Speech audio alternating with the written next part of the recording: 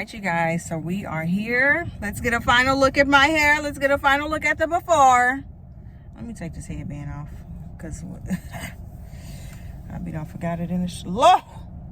Woo! Ha! A mess. And I ain't washed my hair in about 3 weeks, honey. So yeah, this is crazy.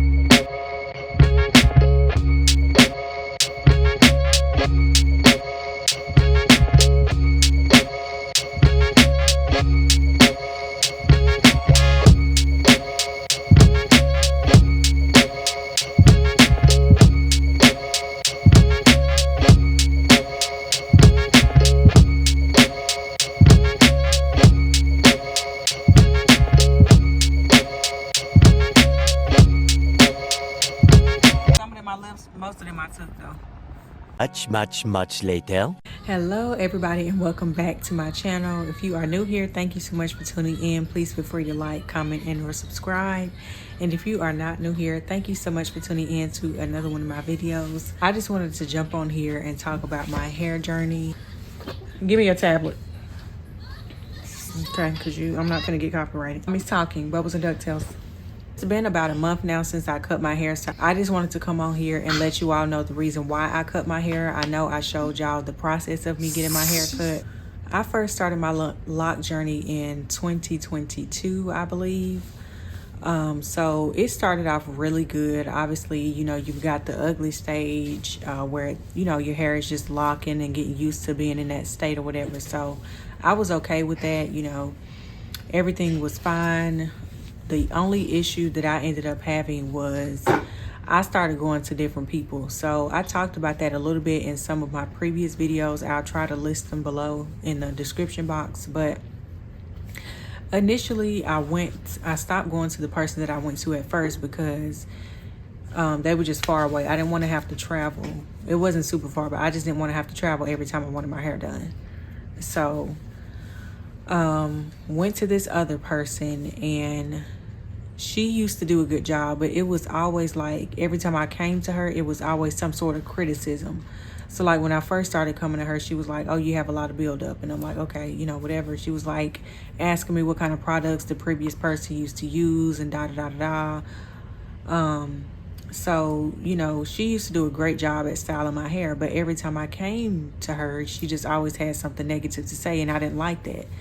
So what made me stop going to her was she ended up saying that, and I think I talked about that too.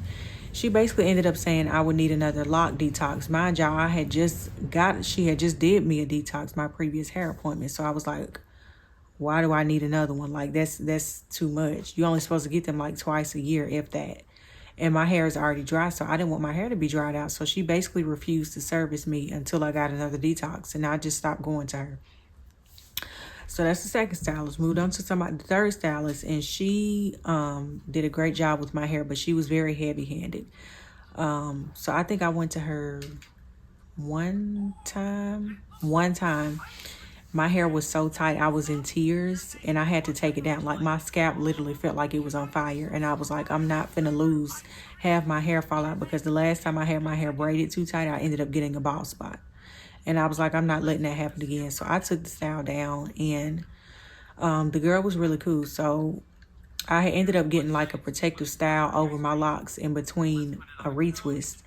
So I booked another appointment with the same girl that did my hair. But it was just the unprofessionalism. We set a time, and then she said she was going to be late, and then she asked if we could push it back like an hour or two. And at that point, I was just like, no, like, I just canceled the appointment altogether.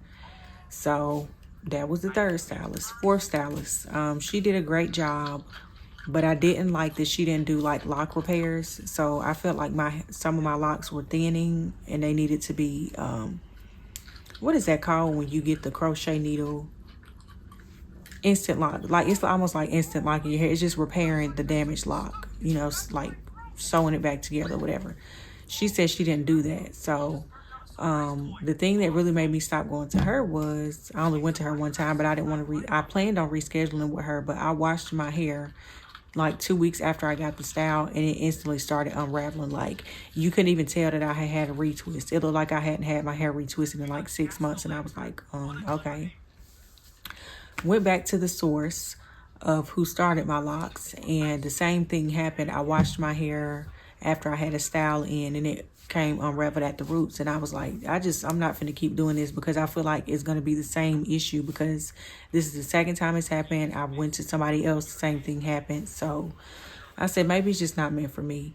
And then another reason that made me not want to do my locks anymore or make me want to cut my hair, is because I started getting, and I don't want to call it psoriasis, but it's something that was around my hairline, and it would flake really bad. It was like really a bunch of like dry patches. I'm gonna insert a picture. It looks really disgusting, so brace yourself. But that didn't happen until I got my locks, and I don't know what that was. So I ended up telling my mama about it, and she was like, it could be like you might have eczema on your scalp, because we used to have it when I was little. I had it on my skin, and she said you can have it on your scalp too. I didn't know that was a thing, but I started washing my hair more often, so that seemed to help. And then I started using Jamaican black castor oil, so that seemed to help. But I don't know, it was just too much going on for me. And I understand that having locks is a journey, but it was too much for me. Like, it was too much happening at one time that I just felt like maybe it's just not meant for me to have them. So as y'all can see in the video, I did end up keeping my locks. So if I do decide to get them again, I can just get what I already had just reattached or whatever. And getting locks was never up for everything for me. And that's another thing too. People think, oh, once you get locks, you can never cut them off. It's some spiritual thing. It was never none of that for me. It was just something that I had been wanting to try. I was too scared to try it. And finally I was like, let me just do it. It was like another style for me. I never intended on having them for like a long time anyway.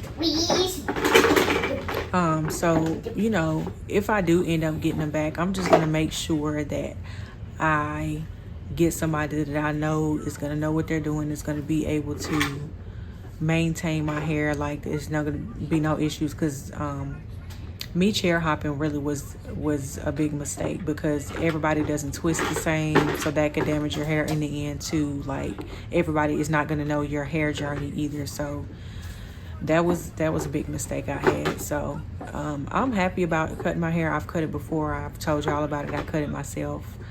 So it's nothing new to me. I don't miss my hair. Like, I'm okay with it. Hair is hair at this point with me.